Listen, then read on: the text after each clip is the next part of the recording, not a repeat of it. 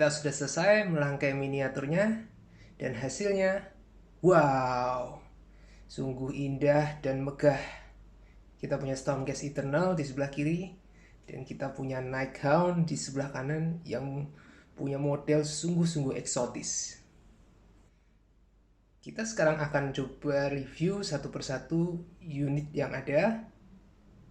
Kita akan mulai dulu dari unit yang sudah kita nanti-nanti dan tidak sabar lagi untuk kita review, yaitu unit dari faction Nighthound. Di dalam boxnya itu kita memang dapat beberapa war scroll.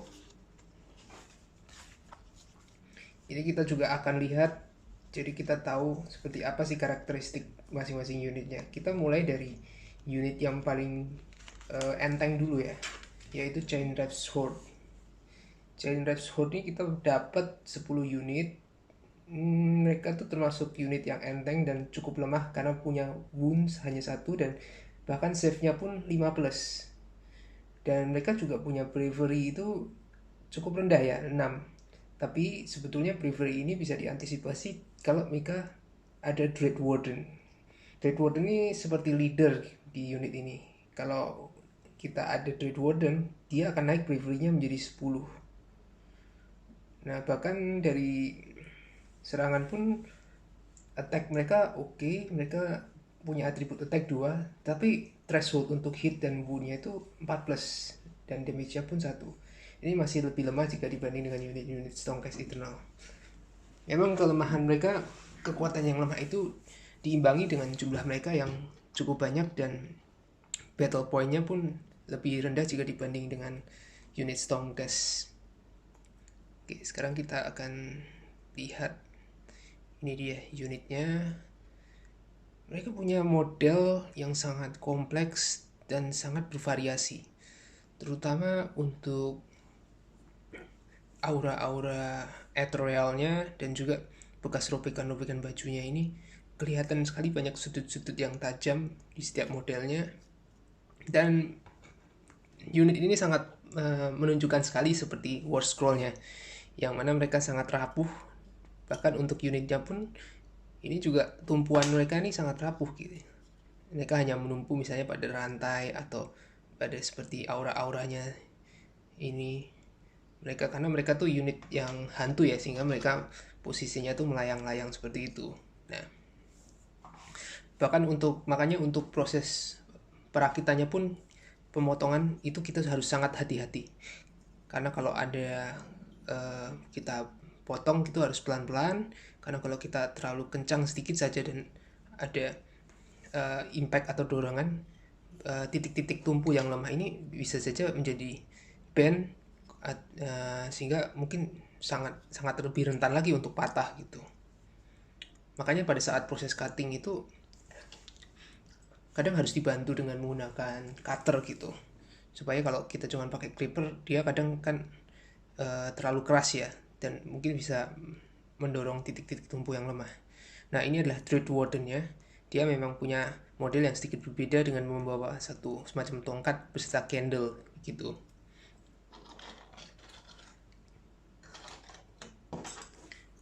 Next, kita punya unit Gravewraith Stalker. Unit ini juga sama unit yang lemah. Dia punya wound 1, tapi dia cukup kuat karena punya save 4+, dan bravery mereka 10. Mereka punya juga satu unit spesial, bukan leader sih ya, tapi namanya adalah Deadbeat Drummer. Jadi mereka bisa memberikan efek khusus, yaitu bisa melakukan charge dan retreat dalam satu putaran yang sama. Oke, mereka punya attribute attack 2, hit 4+, dan wound 13. Tapi range mereka memang lebih, mereka lebih panjang karena mereka menggunakan cleave mungkin ya. Jadi 2 inch jarak mereka. Ini punya model yang unik karena mereka tidak seperti manusia ya. Jadi kalau menurut lore-nya itu mereka tuh seperti hunter yang menunggangi kuda, kemudian mereka tuh dipanggil kembali, dikutuk oleh si Nagas itu, sehingga mereka menjadi semacam abomination, yaitu makhluk jadi-jadian antara kuda dan manusia. Nah, mereka ini sangat menarik sekali karena punya cliffs yang panjang.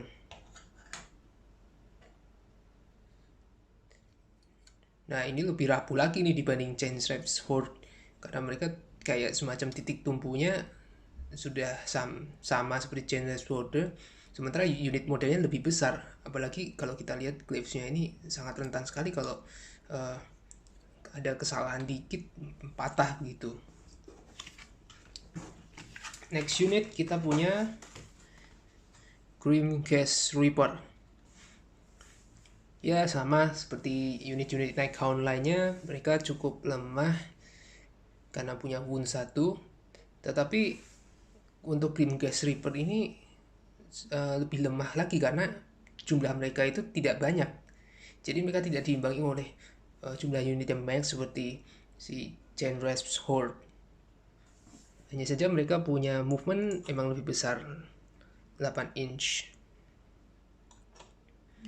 Kemudian mereka bisa punya leader itu namanya Extoller of Sayis.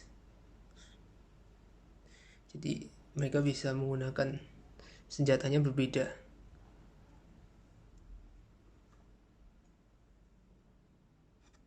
Oke, serangan mereka pun juga tidak cukup kuat karena damage-nya hanya 1. Yang bisa punya serangan cukup kuat ini hanya unit Dead Knell karena bisa damage-nya 2. Tapi mereka punya kelebihan efek rend -1.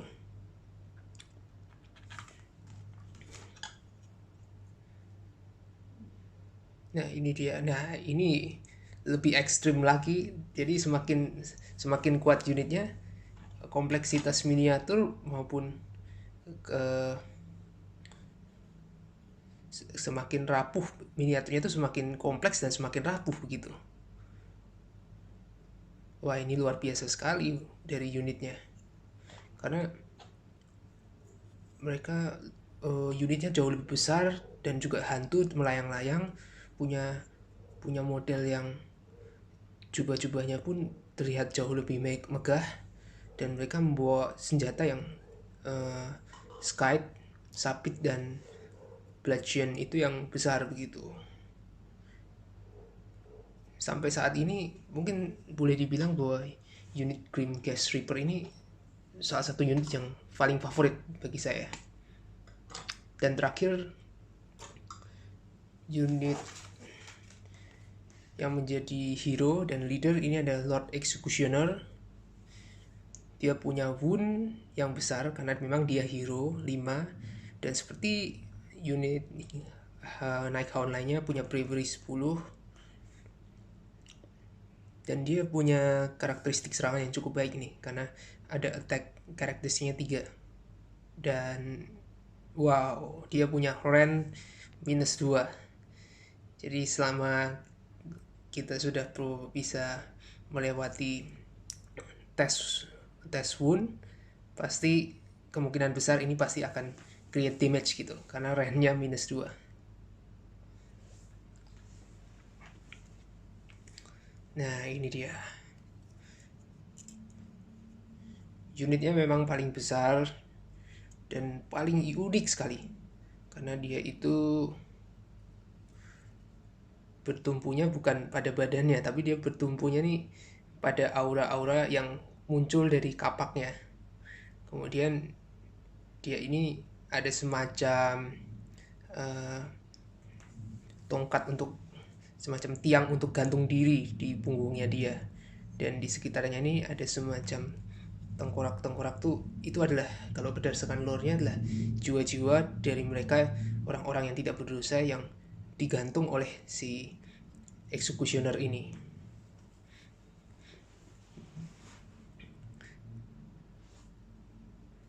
Nah itu dia unit-unit dari Nighthound. Dari Stormcast Eternal kita punya garda terdepan mereka adalah Sequitor. Ini ada Sequitor yang membawa Stormsmite Maul. Jadi satu tangan kemudian dengan tangan lainnya memegang perisai, dan juga ada Stormsmite Great Mace. Jadi palu yang two-handed maul. Untuk ini adalah leadernya. Dia juga membawa Great Mace. Nah, Sequitor ini sebetulnya masih saudara dengan unit Liberator. Tapi memang dia seperti upgrade dari Liberator karena selain dia jauh lebih kuat, dia juga punya kekuatan dari Sequitor Aetheric Channeling yang memberikan kemampuan untuk melakukan, efeknya adalah dia bisa melakukan reroll, boleh pilih antara mau untuk serangan atau untuk tes untuk save. Bravery mereka cukup baik ya, 7, meskipun itu sebenarnya tergolong cukup rendah. Nah, ini yang sangat kuat adalah Storm Smite Great Mace karena slide attack-nya 2, hit dan wound threshold-nya 3, punya efek rend -1 dan damage effect-nya 2. Kemudian belum lagi dengan adanya Great Mace ini, kalau misalnya kita hasil hit roll-nya adalah 6+, dia bisa langsung menyebabkan mortal wound sebesar D3, tapi ini hanya berlaku untuk Diamond dan Nighthound. Next kita punya unit artillery mereka, Castigator. Ini juga udah sering lihat ya untuk unit ini, Castigator. Kemudian ini ada unit leadernya. Dia punya senjata adalah Thunderhead Void Bow, bisa dengan jangkauan 18 inch. Untuk attack dan damage-nya juga tidak terlalu signifikan, hanya 1-1. Kemudian untuk serangan melee-nya mereka punya Great Bow Heavy Stop, punya attack karakteristik 2, tapi hit and wound threshold-nya cukup besar ini, 4+. Jadi sebaiknya Castigator ini tetap menjadi unit jarak jauh. Dia juga punya, dia punya Castigator Aetheric Channeling. Jadi dia juga punya, bisa meningkatkan kekuatan dari either meningkatkan accuracy atau power dari Thunderhead Great Bows. Saya belum pernah lihat. Jadi kalau tidak salah untuk unit artillery ini ada Castigator dan Judicator. Selanjutnya kita punya heavy unitnya, itu adalah Evocators. Kenapa dia heavy units? Kan dia punya woundsnya 3, kemudian threshold save-nya 4+, bravery dia lebih besar meskipun tidak terlalu signifikan ya, bedanya hanya 8. Sayangnya move mereka itu cukup lambat karena ya hanya 5 inch. Kemudian mereka punya serangan itu karakteristik attack-nya 4. Wah, 4 ya. Dengan hit wound threshold 3 dan rend -1 dan damage 1. Ini termasuk unit yang sangat kuat untuk di Stormcast Eternal. Dia pun juga bisa melemparkan magic. Dia bisa memiliki unit leader, itu namanya adalah Evocator Prime. Jadi sama seperti efek leader lainnya, menambah 1 karakteristik attack untuk si leader itu. Tapi sehubungan karakteristik attack dia sudah 4, maka sebetulnya ini tidak terlalu ada efeknya, tidak terlalu signifikan.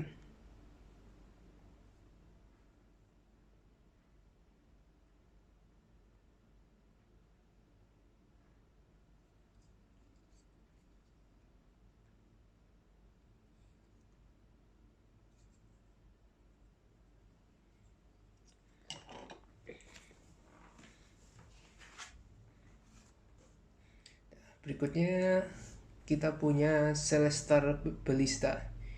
Ini juga heavy artillery, punya wounds yang sebesar ya 7, dan save-nya 4+, tapi dia tidak bisa banyak bergerak karena memang dia tuh adalah ballista, senjata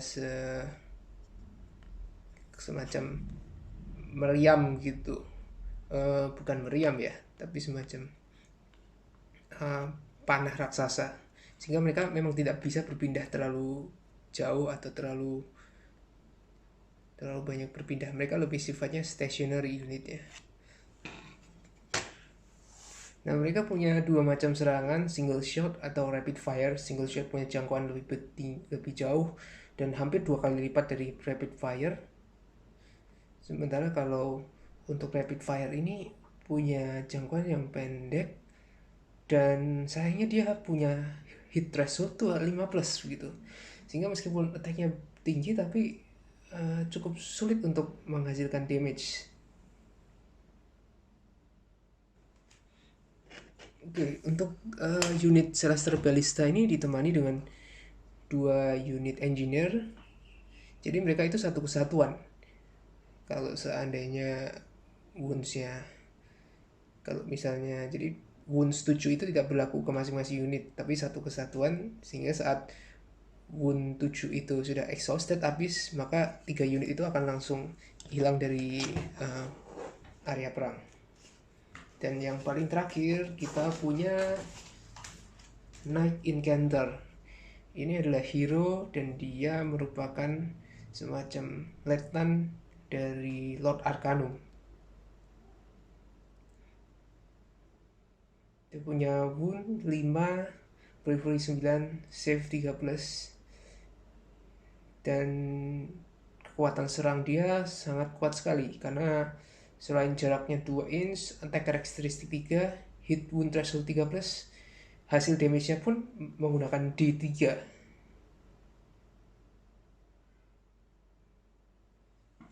Mereka punya kekuatan untuk bisa menggunakan magic juga, Spirit Storm.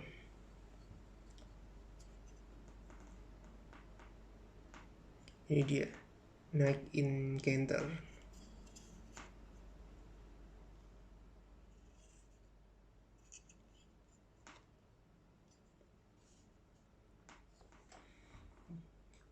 Mereka bisa casting magic. Ini kalau misalnya berhasil melewati threshold 7, maka setiap unit dalam jarak 18 inch dari caster akan mengalami muntah wound. In addition, bisa mengambil 1 poin dari roll untuk run and charge.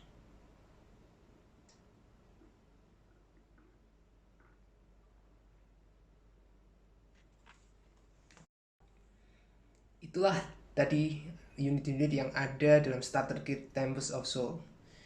Di kesempatan berikutnya kita akan bahas lebih detail masing-masing unit itu mengenai lore, war scroll, battle karakteristik maupun bagaimana aplikasinya dalam pertempuran yang sesungguhnya.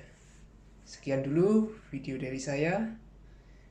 Nantikan video-video berikutnya yang membahas lebih banyak lagi mengenai War Games Miniatures.